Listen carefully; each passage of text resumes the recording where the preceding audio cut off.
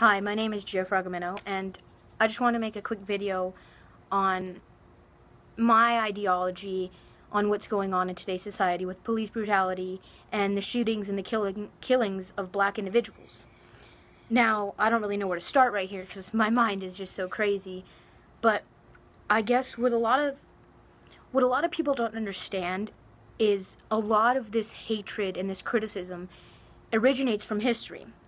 As ironic as it sounds, history plays a huge part in today's present. Now, what I can't seem to understand and what I can't stand at all is hearing and watching people say, fuck LAPD, fuck NYPD, screw all of these police stations. And I think what people don't understand is being a police officer is a job. It's maybe not as dangerous and as crucial as somebody who's a bagger at a grocery store, but it's a job. When you're a bagger at a grocery store, you have your boss tell you, how to bag things, how to do certain things as your job, as an employee. Now, being an officer is being an employee. It's a job. You have your head person who is your sergeant, and they tell you what to do and so forth. But they don't make the laws. And I think what a lot of people don't understand is, or what they're not really opening their eyes to, is the fact that these police officers are given a job, they're given a task to enforce, and being like I said, being an officer is just like doing any other job.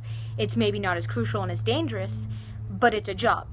And what I can't stand is so many people are sitting here, saying, screw NYPD, screw LAPD, and they're throwing riots and throwing things at these officers who are just trying to do a job because, the officer that you're throwing soda cans and tomatoes at isn't the officer that shot Michael Brown or shot Sandra Bland. They didn't do that.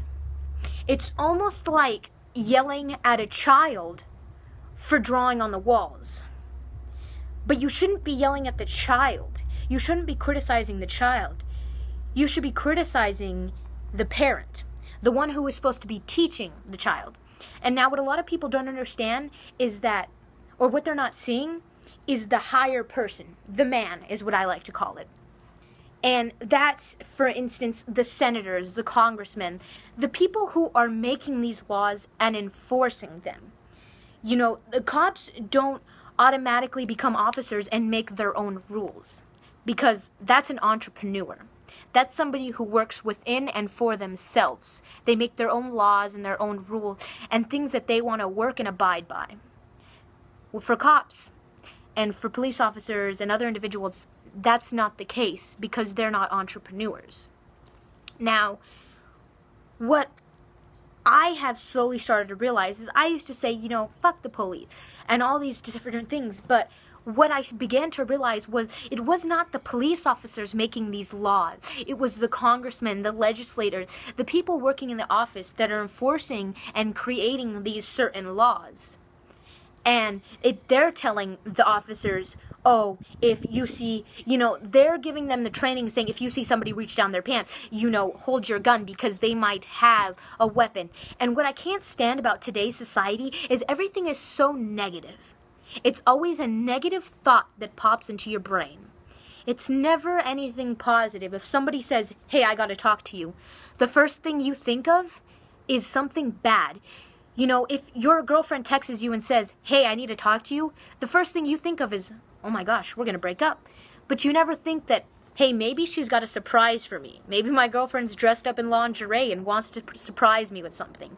We never think of the positive things as human beings and individuals. And I think that's what plays a major part in how screwed up our society is, because one voice is powerful, but a million is just outstanding. I couldn't even think of the word right there. But if you have one mind thinking negatively, that's something. But if you have half the world thinking negatively, that's something else. That's where our major problem kind of stands, is the negativity that we produce and that we lay onto one another. Because if you tell somebody, we don't really say take that. I can't remember the last time I've heard, hey, have a nice day. Maybe, from certain people, but back in the 40s, back then, you heard every day, everybody was opening a door for one another. Everybody was saying, have a wonderful day, good evening, good afternoon, good night. It was always good. And, if you hear that, it's good evening, good afternoon, good morning, have a good day. Good is positive, but we don't hear that anymore. We don't know the thought and the term of positivity. It seems as though it vanished just as those the dinosaurs did. And back, sorry about that. Back to, the whole police brutality. What I think a lot of people aren't opening their eyes to is the fact that a lot of the police brutality happening and going on is in the South. And like I said, history plays a major part in today's society, in today's present. And, when we go back in time, when Abraham Lincoln was president, a lot of people think of him as a savior, one who abolished slavery and gave equal rights to every man, every human being. But what a lot of people don't know is that Abraham Lincoln didn't free slaves because he thought it was right, because he thought having a black individual work for you without pay, with being beaten, with all these inhumane things. He never thought that, that's a little harsh. Maybe there are people too. Abraham Lincoln never thought it was inhumane, for he grew up with slaves. He liked the idea of slaves. He liked the fact that the white man got to sit up on his pedestal with his feet up and not have to work. But what he did not like is the fact that the South was winning with slaves. See, with the South having so many slaves, they got their agriculture up. They were able to sell and export more goods. They were able to have more cotton, make more clothes, make more money. This gave more profit and more money to the South, which gave them a higher advantage. Now, the South and the North, as we know, are always against each other. Now, Abraham Lincoln was on the North, of course, and he wanted his union. He wanted the North Union to be on top. He wanted them to win. And for that to happen, he had to abolish slaves. There was, he strategized throughout years, and he thought, what can I do to make my North be more efficient and have a bigger advantage in the South? And after constant years of trying and coming up with ideas, nothing would quite work. So he went to his last hope, and that was abolishing slavery. Now, he didn't generally want that to happen, but he did want to win. And to win, you got to do whatever you can. So he abolished slaves. Now, so here comes my theory, is slavery in the South was very idolized. It was a great thing to hit the South. It was a great thing to hit the world. Oh my God, here are these people who look nothing like us. Let's put them to work and not even pay them. Let's make them slaves. Obviously. Now, what people don't understand is slavery was taken away from the South. The South never thought, you're right, Abraham. This is humane. We're going to give up slaves too. They said, hell no. These guys are helping me work. I ain't got to do shit. I just sit on my ass and I watch them work. And you know what? If they don't do their job right, I beat them. That's the only work I have to do. Fucked up, right? I know. Thank God we weren't born then. For the people that were, sorry. Now, like I said, slavery was taken away. It was snatched. It was never given up. If, let's say, your favorite blankie when you were a child, there's a difference between when you give it up. Actually, you know what? I'm not going to use that reference. Too easy. This one sounds a little kind of crucial, but let's do adoption and kidnapping. Now, being a parent, I wouldn't know because I'm 16, but I'm sure having a child is almost, it's another one of you. It's your prized possession. It's your baby. It's your everything. Now, some people feel as though they can't take care of such a precious child. So they make, excuse me, So they make the decision to give their baby up for adoption. Now that is the decision and the choice of that individual to give up their child. Now, when you have your child kidnapped, and you gave no permission, and you made no decision to give up your child, it just got taken away from you, kidnapped, it is the most painful thing that I could probably imagine for somebody, to not have their child in hands, to not know where your precious baby might be. It's got to be hard, I'm sure. Now, take those two examples. By somebody giving their baby up for adoption, sure, it hurts a little bit, but they know that their baby will be in safe hands. They know that they're making the right decision. So that decision won't dread on you as much as though your kid got kidnapped. If your kid got kidnapped, you'd be in tears. You would want to know where your child. You would be a complete mess. You'd be distraught, opposed to giving your child up for adoption. And that's just like slavery. It was taken away, not given up. Therefore, the idea and the mindset of slavery and racism and criticism were all held up here. They were never given up. Sure, they got their slaves taken away, but not their mindset, not the way they thought. So the way that they thought, they passed that on to children, because your parents are your mentor. They're your guidance, you know? They're the yellow brick road that you're supposed to follow.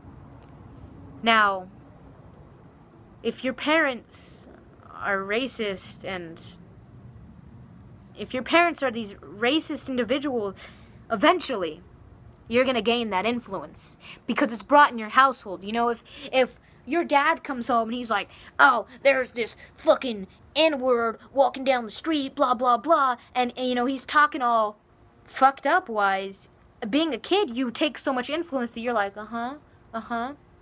and maybe as a kid you don't realize what you're feeding your brain, but as you get older, since you never realized it as a child, it's kind of just implanted, you know?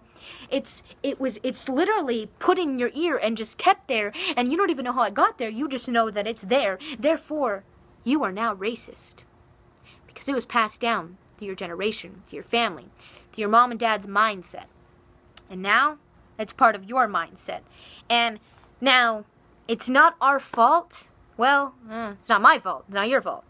But it's kind of the government's fault for hiring such individuals to protect us, protect the citizens of America. What I don't understand is, if you're protecting the citizens of America, why are you killing them as well? Because they're not killing anybody else. What I don't understand is why so many serial killers and rapists are in jail, but not dead. And all these innocent, you know, non-violent individuals are now 6 feet under, and their families are on their hands and knees bawling, just asking to see them once more, to give them one last hug. It's gut-wrenching. It's sad. It's sad to think that the country that says it's so free and so and we give equal rights to every man, that, you know, in the Constitution it states, this was written in 1742. 17. We're in 2015. Explain that to me. I don't get it either. You know, in the Constitution it states that all men are born and created equal. And by their God-given right, and by the God-given right, they're given these inalienable rights to life, liberty, and the pursuit of happiness. Yet,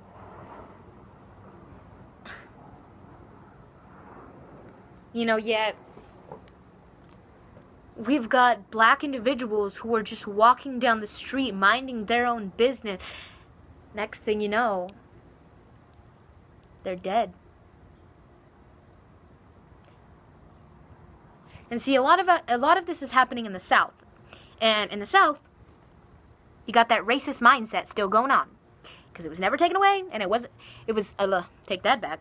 It was never given up. It was taken away. It was stolen. Now, that's a very big difference between giving something up and stealing something. Very, very different. So, like I said, that mindset is still there. So, when they hire officers, to enforce these laws, what I don't understand is that they hire anybody, really.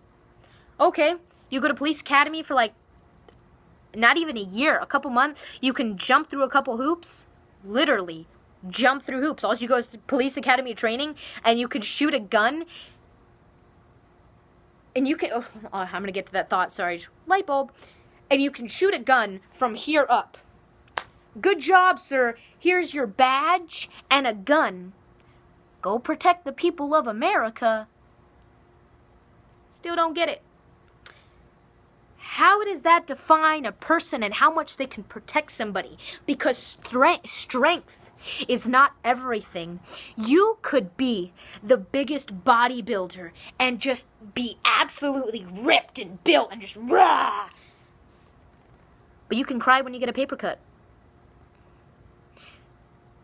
Strength is not defined by your figure. It's defined by your brain, by your mind. Because your brain is a muscle. And I heard this from a very great artist. His name's Mod Sun. Very, very intelligent guy. He's quite a good rapper, too. You should look him up. I'm putting his name out there because he's really cool. Now, he said that your brain is a muscle. And just like your bicep, the more you work it out, the more you use it, the stronger it gets. Now, if you're spending all your time working out your biceps, what are you doing with your brain? Like I said, and they say looks isn't everything, and that's very true. And that just doesn't mean in relationships and when you're looking for a boyfriend or a girlfriend. It's within strength, too. Because just because I've got super built abs and ripped biceps doesn't mean I'm strong. Just means I can lift a couple weights. That's it. My thing is strength is always up here. Because if you're suffering from depression, you can't just work out your biceps to get rid of it. You gotta work out your brain. You gotta know how to control your thoughts and your feelings. And the way that people act around you. You gotta know how to control yourself and control your thoughts, your feelings, and control yourself while you're around them. And when you're within these people. That is strength.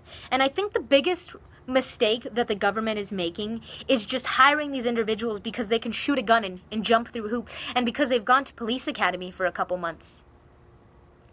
Now, what I really think they should be doing is really getting deep into this, the mind. Because the mind is very, very powerful. It's probably the most powerful thing in the world. Forget all technology, forget everything, because all those things were created with your mind. Now, what I think we as America and we as a government should do is really get into the minds of somebody. Don't make somebody who wants to be a police officer, don't make them go through training. Yeah, sure, they need to have a little muscle and cardio so they can run after somebody who's actually doing a crime. But get inside their head a little bit. Interview the people that you're hiring. You do interviews all the time if I get interviewed to work at Burger King, but I don't get interviewed to be a police officer, I think that might be our problem as America. Because flipping burgers isn't as dangerous as holding a gun. It's actually quite different. Actually, it's very fucking different. Excuse my language. When we're hiring people, I think we should ask, especially in today's society and with police brutality going on, is ask the officers that you're hiring, if you've seen an individual black or white, stick their hand. You know what? No. Because with today and the way that things are, if you've seen an individual who happened to be black reach down their pants, what would you do? Would you pull out your gun and point? Or would you stand there and observe a little more? Like they say, you know, my dad always told me, you know, when we go shopping and stuff, he says, never buy the first thing you see. Because you might find a better deal, or you might find something that you like even more. And this was very true for a lot of cases. I would see a pair of shoes and be like, I gotta have them, I gotta have them. And then 20 minutes later, we'd walk down to the other side of the mall and be like, oh, no, I gotta have these. And then eventually, you know,